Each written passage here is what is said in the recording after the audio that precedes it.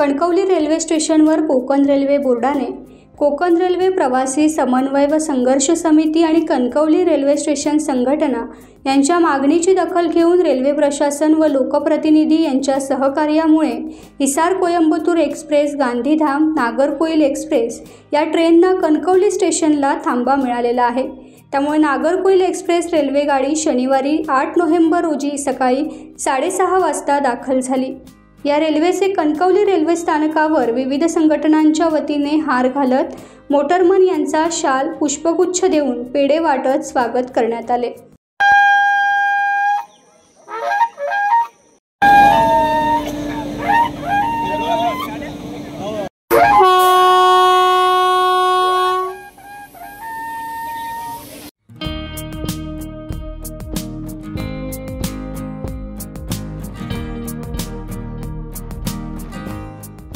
Times डिजिटलला like करा, share करा, subscribe करा आणि बेल आयकॉन दाबायला विसरू नका। Times digital.